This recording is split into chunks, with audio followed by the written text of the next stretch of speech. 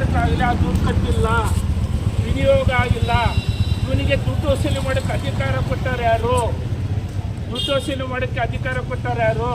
ಇವನಿಗೆ ಪತ್ರಿಕಾ ಭವನದಲ್ಲಿ ಕೂತ್ಕೊಂಡು ನಾವು ಭ್ರಷ್ಟಾಧ್ಯಕ್ಷತೆ ಹೇಳಕ್ಕೆ ಏನು ಹಕ್ಕಿದೆ ಇವನಿಗೆ? ಇದುವರೆಗೂ ಎಲೆಕ್ಷನ್ ಆಗಿಲ್ಲ. ಮತ್ತು ಭ್ರಷ್ಟ ಅಧ್ಯಕ್ಷರಾಗಬೇಕಾದವರು ಕಾರ್ಯನಿರತ ಪತ್ರಕರ್ತರ ಸಂಘದ ಅಧ್ಯಕ್ಷರು. ಆದರೆ ಈ ನಕಲಿ ಮಂಜುನಾಥ ಎಲ್ಲರಿಗೂ ಎದುರಿಸಿ ಬ್ಲಾಕ್ ಮೇಲ್ ಮಾಡಿ ಅಧ್ಯಕ್ಷ ಅಂತ ಆಗಿದ್ದಾನೆ, ದುಡ್ಡು ವಸೂಲಿ ಮಾಡಿದ್ದಾನೆ, ಹಣ ದುರುಪಯೋಗ ಆಗಿದೆ, ಸರ್ಕಾರಕ್ಕೆ ಮೋಸ ಆಗಿದೆ, ವಂಚನೆ ಆಗಿದೆ. ಹಾಗಾಗಿ ನಾನು ನಿನ್ನೆ ಇನ್ಸ್ಪೆಕ್ಟ್ರ್ ಕಂಡು ಜೈನರ ಪೊಲೀಸ್ ಠಾಣೆಗೆ ಅವನ ಮೇಲೆ ಕ್ರಮ ಜರುಗಿಸ್ಬೇಕು, ಬಂಧಿಸ್ಬೇಕಂತ ಹೇಳಿದ್ದೀವಿ. ಇದುವರೆಗೂ ಅವ್ರು ಬಂಧಿಸಿಲ್ಲ.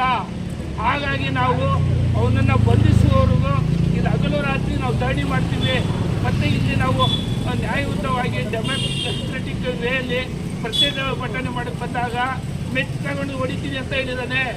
ಹಾಗಾಗಿ ಅವ್ನು ಮೆಟ್ ತಗೊಂಡು ಬರಲಿ, ಅಲ್ಲಿವರೆಗೂ ನಾವು ಕಾಯ್ತೀವಿ. ಹಾಗಾಗಿ ನಾವು ಜಯನಗರ ಇನ್ಸ್ಪೆಕ್ಟ್ರಲ್ಲಿ ಕೇಳ್ತೀವಿ, ನಮಗೆ ನ್ಯಾಯ ಬೇಕು, ಪತ್ರಿಕಾ ಭವನ ಉಳಿಸ್ಬೇಕು ಅನ್ನೋದು ನಮ್ಮದು ಒತ್ತಾಯ. ಕರ್ನಾಟಕ ಕಾರ್ಯನಿರತ ಪತ್ರಕರ್ತರ ಧ್ವನಿಯಿಂದ ನಾವು ಪೊಲೀಸ್ ಇಲಾಖೆಗೆ ಮನವಿ ಮಾಡಿಕೊಳ್ಳೋದು ಏನಂದರೆ, ಸುಮಾರು 10 ವರ್ಷಗಳ ಹಿಂದೆ ಕರ್ನಾಟಕ ಕಾರ್ಯನಿರತ ಸಂಘದ ಬ್ಯಾನರ್ ಅಡಿಯಲ್ಲಿ ಪ್ರೆಸ್ ಟ್ರಸ್ಟ್ ಅಂತ ಒಂದು ಹುಟ್ಟಾಕೊಂಡು ಇಲ್ಲಿ ಪ್ರತಿದಿನ ಒಂದು ಪ್ರೆಸ್ ಮೀಟ್ ಪತ್ರಿಕಾಗೋಷ್ಠಿಗೆ 2,000 ಶುಲ್ಕವನ್ನು ಪಡೆಯಲಾಗುತ್ತೆ. ಅದೇ ರೀತಿ ಜನಪ್ರತಿನಿಧಿಗಳ ಅನುದಾನ ಹಾಗೂ ಸರ್ಕಾರದ DC ಫಂಡು, DC ಅವರ ಒಂದು ಏನು ಜಾಗ ಇದೆ ಅಲ್ಲಿ ಪ್ರೆಸ್ ಟ್ರಸ್ಟ್ ಅಂತ ಹುಟ್ಟಾಕೊಂಡು ಇವರು ಪೂರ್ತಿ ನಿತ್ಯ ಹಗರಣ ಲೂಟಿ ಹೊಡೆಯೋದಕ್ಕೆ ಇದನ್ನೊಂದು ಮಾಡಿಕೊಡಿದ್ದಾರೆ.